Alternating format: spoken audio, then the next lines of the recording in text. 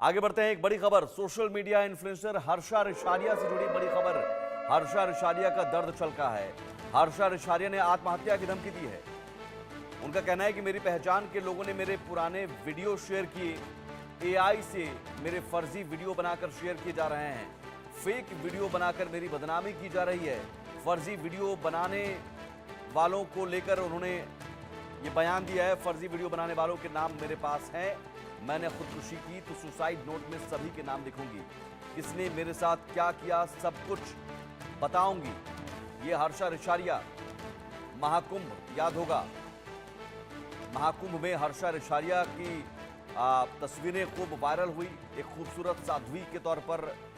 और जब इन्हें देखा गया तो इनके बारे में लोग खूब अलग अलग बातें करने लगे। लेकिन अब हर्षा रिशारिया कह रहे हैं कि उन्हें टारगेट करके कुछ फर्जी वीडियो बनाए जा रहे हैं। सुन लेते हैं।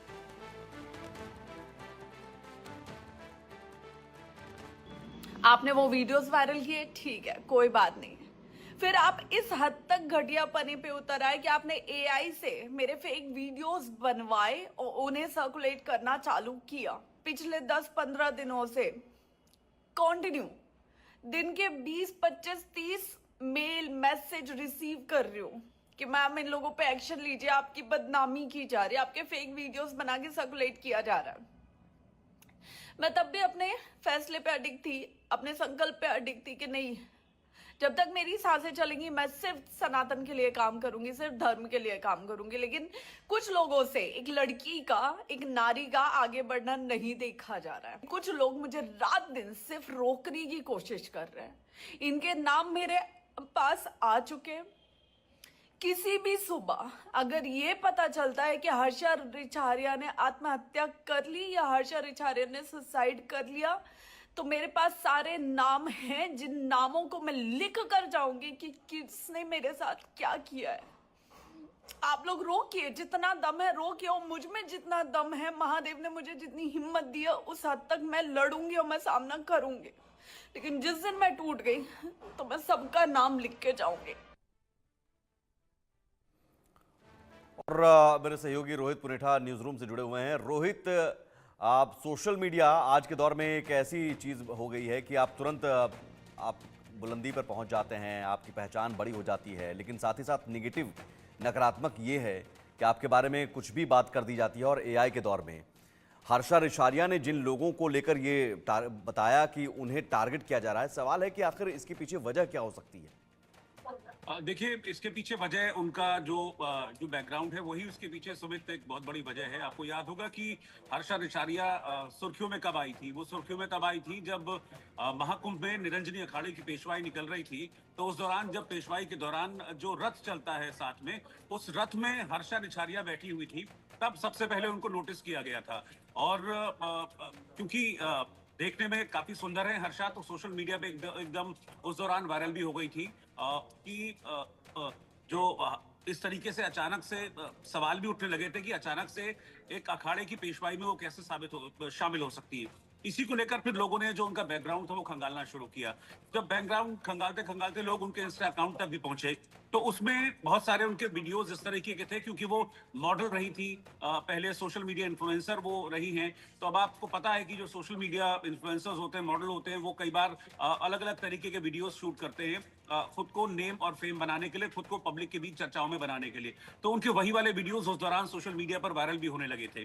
फिर एक सवाल उठने लगा कि भाई वो साध्वी कैसे हो सकती हैं, उन्होंने क्या किया है सनातन के लिए, इस तरह के सवाल उठे थे। और इसी के चलते महाकुंभ के बीच से भी उनकी रोने की तस्वीरें बहुत ज्यादा वायरल हुई थी, और फिर उनको बीच महाकुंभ से छोड़कर वापस भोपाल अपने घर आ जाना पड़ा था। लेकिन अब हर्षा का ये आरोप है, वो दोबारा से एक बार फिर सोशल मीडिया पर सामने आई है, और उनका ये आरोप है हर्षा रिशारिया का कि अब तक उन ट्रोलर्स ने, जो उस दौरान मेरे वीडियोस वायरल कर रहे थे मेरे सोशल मीडिया अकाउंट से निकाल कर, उन ट्रोलर्स ने अभी तक मेरा पीछा नहीं छोड़ा है। बल्कि वो ये कह रही है कि उन वीडियोस के साथ साथ अब कुछ एआई वीडियोस भी वायरल किए जा रहे हैं। यानी कि उनका कहना यह है कि ऐसे वीडियोस वायरल किए जा रहे हैं जिनसे मेरा कोई लेना देना नहीं है, जिनमें मैं थी ही नहीं, कभी भी मैंने उन वीडियोस को शूट नहीं किया, मैं उन वीडियोस में कभी भी फिजिकली प्रेजेंट नहीं थी। सिर्फ गलत तरीके से आज की जो एआई टेक्निक है, आर्टिफिशियल इंटेलिजेंस, उसका इस्तेमाल करके मेरे वीडियोस वायरल किए जा रहे हैं और मुझे बदनाम करने की कोशिश की जा रही है। और उसके साथ ही साथ उनका ये भी कहना है कि अगर इसी तरह की चीजें चलती रही तो एक लिमिट है मेरी सहने की, और जिस दिन वो मेरी लिमिट खत्म हो जाएगी मैं सुसाइड कर लूंगी। हालांकि इस तरह की चीजों को हम बिल्कुल भी सपोर्ट नहीं करते हैं। इस तरह की बात जो की है उन्होंने सुसाइड की, इस पर एक बार दोबारा से उनको विचार करना चाहिए। पब्लिक प्लेटफॉर्म पर इस तरह की बात हर्षा को नहीं करनी चाहिए। लेकिन अपने इस वीडियो के जरिए उन्होंने दुख अपना जाहिर किया है। वो ये जताने की कोशिश कर रही है कि देखिए मैं गई थी महाकुंभ, मैंने कभी नहीं कहा था कि मैं साध्वी हूँ, मैंने सिर्फ ये कहा था कि मैं सनातन को अपना मानती हूँ, सनातन मुझे फैसिनेट करता है, इसलिए मैं सनातन की तरफ गई। लेकिन लोगों ने वहां मुझे अदरवाइज लिया और मैं बीच कुंभ छोड़ के भी आ गई। लेकिन उसके बावजूद भी कंट्रोवर्सीज मेरा पीछा नहीं छोड़ रही है। उस दौरान के जो ट्रोलर्स थे वो अभी भी मेरे पीछे हैं और किसी ना किसी वजह से मुझे ट्रोल कर रहे हैं। अब भी मेरे पुराने वीडियोस को वायरल किया जा रहा है। अच्छा, एक और इंपॉर्टेंट बात वो इस वीडियो में कहती हुई दिख रही है। वो कह रहे हैं कि ये जितने भी ट्रोलर्स हैं मैं सबको जानती हूँ, ये मेरे क्लोज ही लोग हैं जो कि मेरी तरक्की से चिढ़ते हैं, और अगर ये लोग नहीं माने, इस तरह से मेरे साथ हरकत करते रहे, तो फिर मैं इनके नाम लिख जाऊंगी सुसाइड नोट में और मैं अपनी जान दे दूंगी। तो वो एक तरह से अपनी परेशानी को जाहिर कर रही हैं। लेकिन मुझे लगता है कि अगर कुछ ऐसी बात है तो इस तरह से सोशल मीडिया में आने की बजाय हर्षा रिशारिया को पुलिस में जाना चाहिए, शिकायत करनी चाहिए कि भाई सोशल मीडिया का गलत इस्तेमाल करके मुझे ट्रोल किया जा रहा है। आईटी एक्ट बना हुआ है इस तरह की चीजों के लिए। अगर आपको लगता है कि आपके साथ गलत हो रहा है या आपके सोशल मीडिया अकाउंट का गलत यूज कर रहे हैं, या फिर आपकी इमेजेस का, आपकी वीडियोस का गलत इस्तेमाल हो रहा है, आपके चेहरे का गलत इस्तेमाल हो रहा है, तो आपको जाना चाहिए पुलिस के पास, इस तरह की शिकायत करनी चाहिए।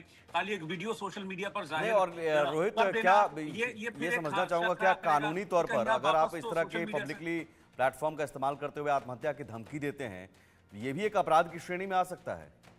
बिल्कुल सुमित, इसीलिए मैंने कहा कि उनको इस तरह की चीजों से बचना चाहिए था, उनको पुलिस के पास जाना चाहिए था। एक सीधा सपाट रास्ता जो है, जो कानून हमको दिखाता है, वो रास्ता उनको अपनाना चाहिए था। ऐसे तो वो खुद मुश्किल में पड़ जाएंगी कि आप सोशल मीडिया पर आकर सुसाइड की धमकी दे रही हैं। ठीक है, आप परेशान हैं, हम समझ रहे हैं कि आप परेशान होंगी इस तरह की बात जो आप कह रही हैं, लेकिन सुसाइड की बात कहना इस तरह से सोशल मीडिया प्लेटफॉर्म पर आकर, ये कहीं भी सही नहीं है। एक सीधा रास्ता आपको अपनाना चाहिए था।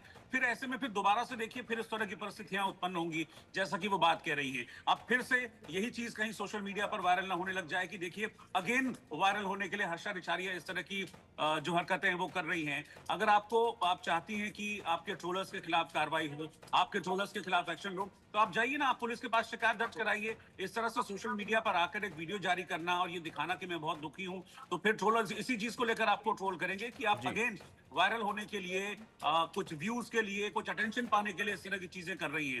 तो मुझे लगता है कि इसका सीधा रास्ता अपनाना चाहिए हर्षा को। अगर ऐसा कुछ है जैसा वो आरोप लगा रही है कि उनके गलत तरीके के वीडियोस वायरल किए जा रहे हैं, तो शिकायत करें, और ऐसे लोग जो अगर कर रहे हैं तो उनको सजा मिलनी चाहिए, उनको आप पहुंचाइए जेल के अंदर। बिल्कुल, बहुत शुक्रिया रोहित, यकीनन इसे पब्लिसिटी